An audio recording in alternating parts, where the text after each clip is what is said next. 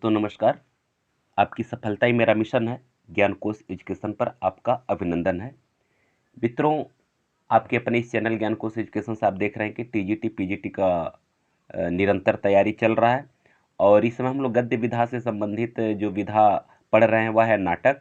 और नाटक का लगभग 7-8 वीडियो में आपका पूरा का पूरा नाटक लगभग कवर किया गया है। इससे बाहर शायद क्वेश्चन जाने की कोई संभावना नहीं नज़र आ रही है। अब इसके बाद से हम लोग नाटकों का प्रैक्टिस सेट पढ़ेंगे। इसके पहले नाटक का कुछ प्रैक्टिस सेट आप पढ़ चुके हैं, जिसमें आप 83 क्वेश्चन जान चुके हैं, 83 क्वेश्चन पर चर्चा किया जा चुका है। अब उसके बाद अगले फिर क्वेश्चन पर हम लोग चर्चा करेंगे। तो क्वेश्चन नंबर 84 देखिए, अंधेर नगरी नाटक की रचना कब हुई थी? अंधेर नगरी नाटक की रचना कब हुई थी, आपको ये बताना है। ठीक है ना? तो देखिए, आप इसको भली भांति जानते हैं कि अंधेर नगरी नाटक की बात अगर है तो ये 1868 में तो नहीं हुई थी, 1890 में भी नहीं हुई थी, 1900 में तो कोई सवाल ही नहीं पैदा हो रहा है। बच क्या रहा है आपका 1881। तो 1881 में अंधेर नगरी की रचना हुई थी। ठीक है ना? भारतेंदु जी ने किस नाट्यकृति की रचना एक रात में की है? बहुत अच्छा प्रश्न है और यहाँ से आपको बहुत ही शानदार प्रश्नों का मतलब श्रृंखला मिलेगा। आप अंत तक जरूर देखिएगा। ज़्यादा लंबा वीडियो नहीं है, मात्र 20-22 क्वेश्चन ही हम लोग आज पढ़ेंगे इस वीडियो में, लेकिन इसका संकलन बहुत शानदार है। आप अंत तक जरूर देखिएगा। तो ये 85 नंबर का जो क्वेश्चन क्या कह रहा है कि मतलब भारतेंदु जी ने किस नाट्यकृत की रचना एक रात में की थी?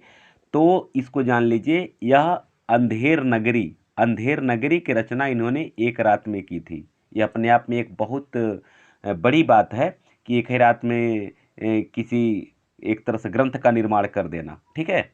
86 नंबर के क्वेश्चन देखिए, चंद्रगुप्त नाटक का रचना काल क्या है? तो चंद्रगुप्त नाटक का रचना काल आपका है, देखिए 1920 नहीं है, 1951 तो सवाल ही नहीं पैदा हो रहा है, 1965 का भी कोई सवाल ही नहीं पैदा हो रहा है। अब बच क्या रहा है आपका 1931। ये आपका सही आंसर है कि 1931 में चंद्रगुप्त नाटक की रचना हुई थी। 87 देखिए, कौन सा स्त्री पात्र चंद्रगुप्त नाटक में नहीं है? आपको अब ये बताना है। तो कौन सा स्त्री पात्र नहीं है? तो अब देखिए, इसमें चंद्रगुप्त में सुवासिनी तो है, अलका भी है, कल्याणी भी है। तो क्या नहीं है? तो केवल विजया नहीं है। ठीक है ना? तो विजया जो है चंद्रगुप्त नाटक में नहीं है। 88 देखिए, प्रसाद के किस नाटक में राष्ट्रीय एकता एवं राष्ट्रभक्ति का संदेश है? तो 88 का आपका आंसर हो जाएगा, सीधे सीधे हो जाएगा चंद्रगुप्त। चंद्रगुप्त एक ऐसा नाटक है जिसमें राष्ट्रीय एकता एवं देशभक्ति का संदेश कूट कूट करके भरा गया है। ठीक है ना? 89 देखिए, युद्ध में मर्यादाएं टूट जाती हैं, विवेक पराजित हो जाता है, अंधेपन की विजय होती है। यह कथन किस नाटक के संदर्भ में सटीक है? तो देखिए, टूटते परिवेश के संदर्भ में तो नहीं है, अंधेरे बंद कमरे के संदर्भ में तो नहीं है, 8वां सर्ग के संदर्भ में तो नहीं है। तो ये आपका जो अंतिम विकल्प बच रहा है डी, अंधा युग, इसी के संदर्भ में यह कथन है। ठीक है ना? 90 देखिए, कौन सा पात्र अंधा युग में नहीं है? बहुत अच्छा प्रश्न है। जब पात्रों की बात आती है तो हम लोग कंफ्यूज हो जाते हैं, तो इस कंफ्यूजन को दूर आप करिए। अब लगता है कि युयुत्सु की बात है, तो युयुत्सु तो है। गांधारी की बात है, गांधारी भी है, अश्वत्थामा भी है। अब इसमें भीष्म पितामह नहीं है। अब देखिए, यहाँ कंफ्यूजन क्या हो जाता है, क्योंकि अंधा युग महाभारत पर आधारित ये नाटक है। जब बात आती है कि नहीं, अश्वत्थामा की बात हम लोग जानते हैं, गांधारी की बात जानते हैं, भीष्म पितामह की बात जानते हैं, सब मुख्य पात्र हैं महाभारत के। युयुत्सु नहीं है, तो इसलिए ऐसा लगता है कि युयुत्सु ही होगा, लेकिन नहीं। ये ध्यान दीजिएगा कि अंधा युग में भीष्म पितामह नहीं है, भीष्म पितामह पात्र जो है कि इसमें नहीं है। ठीक है ना। आगे देखिए 91 क्वेश्चन क्या कर रहा है, अश्वत्थामा का ब्रह्मास्त्र आधुनिक युग में किसकी याद दिलाता है। बहुत अच्छा प्रश्न है। अश्वत्थामा का जो ब्रह्मास्त्र है वह आधुनिक युग में किसकी याद दिलाता है। तो देखिए बहुत अच्छा ये प्रश्न है। पहला इसका आपका आंसर हो जाएगा परमाणु अस्त्रों के विध्वंसक स्वरूप का। यानी आज का जो परमाणु हथियार है वह प्राचीन काल का ब्रह्मास्त्र हुआ करता था। आप अच्छी तरह से जानते हैं कि 1945 में जापान पर हिरोशिमा और नागासाकी पर अमेरिका ने जब परमाणु बम का इस्तेमाल किया था तो उसका खामियाजा आज भी वहाँ के लोगों को भुगतना पड़ता है।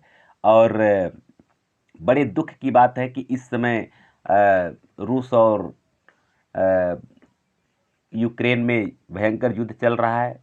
युद्ध की स्थिति क्या होगी यह भविष्य के गर्त में है। अगर कहीं युद्ध, यह महायुद्ध यानी विश्व का तृतीय महायुद्ध का रूप अगर धारण कर लेता है और अगर कहीं परमाणु अस्त्रों का इस्तेमाल किया जाता है तो स्थिति कितनी भयावह होगी हम आप सोच सकते हैं। इसलिए हम लोग ईश्वर से प्रार्थना करें कि जल्दी से जल्दी इस युद्ध को रोका जा सके, किसी तरह से भगवान सद्बुद्धि दे दे दोनों देशों को, या फिर जैसे भी हो इसको रोका जा सके ताकि मानवता का विनाश होने से बच सके। हम सब केवल प्रार्थना कर सकते हैं क्योंकि हम लोग तो उसमें कहीं कुछ कर नहीं सकते, तो राजनीतिक चीज़ है। और बहुत सारे देश के जो राष्ट्राध्यक्ष हैं वो इसमें लगे भी हुए हैं कि मतलब इस विनाशक लीला को रोकने का प्रयास किया जाए। ठीक है ना। तो यही है। आगे देखिए 92 नंबर का जो क्वेश्चन है, अंधा युग में कुल कितने अंक हैं। बहुत अच्छा प्रश्न है। यहाँ से अक्सर प्रश्न पूछा जाता है, अंक की जब बात आती है तो दिक्कत होता है। ठीक है ना। तो 92 नंबर का जो क्वेश्चन है, अंधा युग में कुल आपके 5 अंक हैं। कुल कितने अंक हैं? 5 अंक हैं। ठीक है ना, ये इसको याद रखिए। 93 देखिए कौन सा नाटक रंगमंच की दृष्टि से अधिक उपयुक्त है। तो अब देखिए कौन सा नाटक रंगमंच की दृष्टि से अधिक उपयुक्त है। तो 93 का आपका जो 4 विकल्प जो दिया हुआ है, स्कंदगुप्त तो नहीं है, चंद्रगुप्त तो नहीं है। जब 2 नहीं है तो उपयुक्त सभी का कोई मतलब भी नहीं बनता है। इसलिए बच क्या रहा है आपका केवल पहला यानी कि अंधा युग। ठीक है ना। 94 महेंद्रनाथ और सावित्री किस नाटक के पात्र हैं। ठीक है ना। महेंद्रनाथ और सावित्री किस नाटक के पात्र हैं। तो आप अच्छी तरह से जानते हैं कि आधे अधूरे जो नाटक है मोहन राकेश का, ये इसी के पात्र हैं। ठीक है ना, इसको याद रखिए। 95 आधे अधूरे की रचना मोहन राकेश ने किस वर्ष में की थी। वर्ष पूछ रहा है। ठीक है ना, कि तो मोहन राकेश ने किस वर्ष में की थी। तो 95 का आपका हो जाएगा बी 1969 ईस्वी में आधे अधूरे की रचना मोहन राकेश ने की थी। ठीक है ना। दोस्तों एक चीज़ मैं आपको बता दूं, मैं अपने टेलीग्राम चैनल पर क्विज के रूप में 10 प्रश्नों को निरंतर डाल रहा हूं। आप वहां से चाहें तो उसको ज्वाइन करके और अपने जो भी ज्ञान को बढ़ा सकते हैं और अपना स्कोर भी देख सकते हैं कि आपका कितना सही हो रहा है कितना गलत हो रहा है।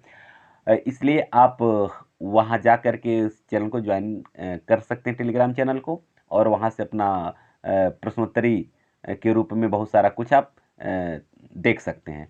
और उसका लिंक जो है कि इसी डिस्क्रिप्शन बॉक्स में दिया हुआ इसी वीडियो के। अगर आप मेरे चैनल पर नए हैं और आप देख रहे हैं कि यहाँ से निरंतर वीडियो अपलोड हो रहा है टीजीटी पीजीटी का, और अच्छे अच्छे प्रश्नों का श्रृंखला आपको मिलेगा, इसलिए आप चाहें तो इस चैनल को सब्सक्राइब कर सकते हैं। उसका नोटिफिकेशन आपको जैसे जैसे वीडियो अपलोड होगा मिलता रहेगा। और हाँ, एक चीज़ मैं ज़रूर आपको बताऊँगा, अगर आप मेरे चैनल पर नए हैं तो इस चैनल के प्लेलिस्ट में आप अवश्य जाएं और प्लेलिस्ट में जा करके आप वहां से 3-4 प्लेलिस्ट आपको मिलेगा, बहुत महत्वपूर्ण प्लेलिस्ट में आपको मिलेगा। टीजीटी पीजीटी एलटी ग्रेड का अलग प्लेलिस्ट है, जीआईसी लेक्चर का अलग प्लेलिस्ट है, फिर जूनियर एडेड का भी एक अलग प्लेलिस्ट है। और इसमें तीनों प्लेलिस्ट मिला करके लगभग आपको 150 से प्लस वीडियो आपको वहाँ मिलेंगे। ठीक है ना। वहाँ से आप उस वीडियो को देख करके और अपना तैयारी और मजबूत कर सकते हैं। और मुझे विश्वास है कि अगली जो भी परीक्षाएं होंगी टीजीटी पीजीटी लेवल की, उसमें आपका एक सीट निश्चित है कि पक्का होने वाला है। तो आप उसको देख लीजिए। और जो मेरे पुराने साथी हैं वह जो है कि मैं एक निवेदन करूंगा, वीडियो अच्छा लग रहा है तो लाइक और शेयर अवश्य कीजिए। इसमें थोड़ी सी उदासीनता दिख रही है, मैं यह कहना चाहता हूं, तो थोड़ा उदासीनता न दिखाएं। एक लाइक कर देने में दिक्कत ही क्या है, क्योंकि अगर आप देख रहे हैं तो उसमें कोई आपका कुछ जाता नहीं है, कुछ नुकसान नहीं होता, लेकिन हम लोगों को एक बहुत बल और प्रेरणा मिलता है। इस चीज़ का आप ध्यान दें, ठीक है ना। चलिए आगे देखिए, 96 नंबर के क्वेश्चन हम देख लेते हैं। नाटक जारी है किस विधा की रचना। बहुत अच्छा प्रश्न है, बार बार पूछा जाता है। नाटक जारी है किस विधा की रचना है। और आपके सामने अगर एक दो बार एग्जाम में बैठे होंगे तो इस प्रश्नों से आपका वास्ता हुआ होगा, आपका सामना हुआ होगा। तो जाहिर सी बात है, यह नाटक जारी है, नाटक नहीं है, न ही निबंध है, न ही उपन्यास है, यह कविता है, ठीक है ना। 97 देखिए, अब प्रश्न बहुत शानदार शानदार आपको मिलने वाले हैं।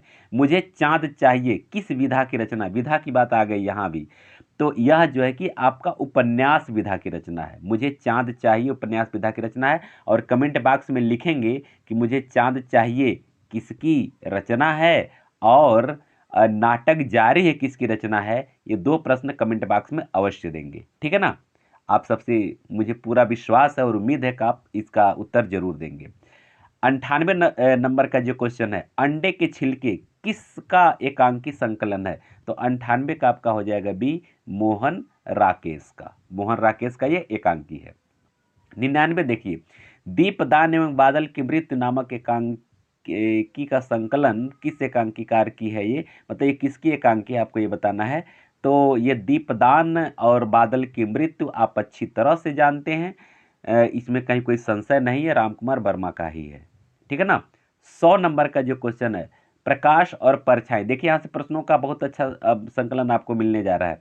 प्रकाश और परछाई किस एकांकी की रचना है, किस एकांकी कार की रचना है। तो प्रकाश और परछाई जो है कि आपका है विष्णु प्रभाकर की ये रचना है। 101 नंबर का जो क्वेश्चन है, निम्नलिखित में से इनमें से चिरंजीत किस विधा से जुड़ी हुए कृतिकार हैं। चिरंजीत जो है किस विधा के कृतिकार है, आपको ये बताना है।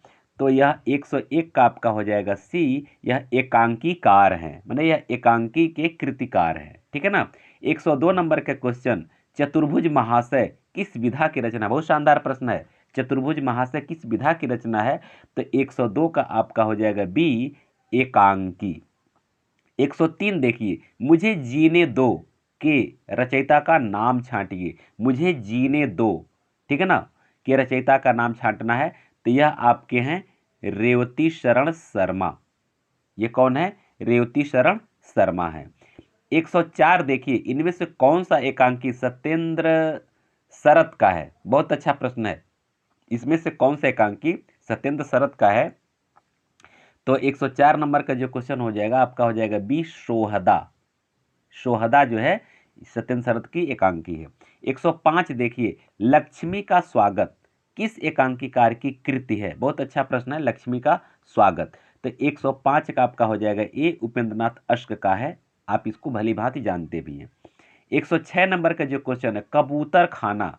कबूतर खाना जो है यह किस एकांकीकार की रचना है। तो आपका उत्तर हो जाएगा 106 का डी, जगदीश चंद्र माथुर। 106 का डी, जगदीश चंद्र माथुर की यह रचना है। 107 नंबर का क्वेश्चन देखिए कि प्रकाश चंद्रगुप्त की रचना इसमें से कौन सी है, आपको यह बताना है। प्रकाश चंद्रगुप्त की रचना।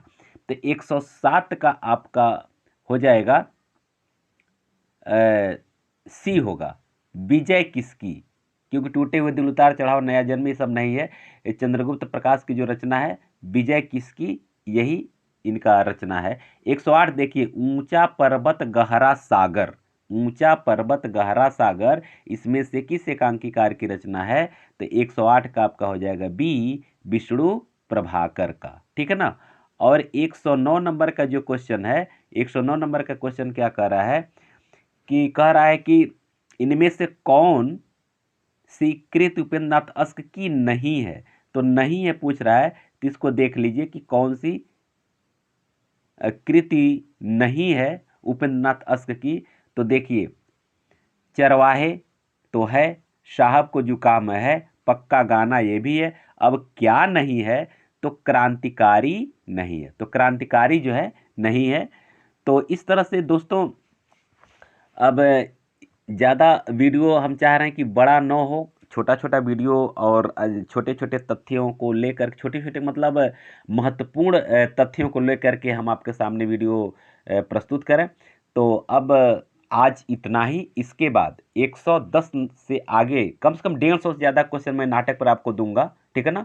155-60 के आसपास क्वेश्चन मैं आपको दूंगा यहाँ से, तो छोटा छोटा वीडियो बनाकर ही दूंगा।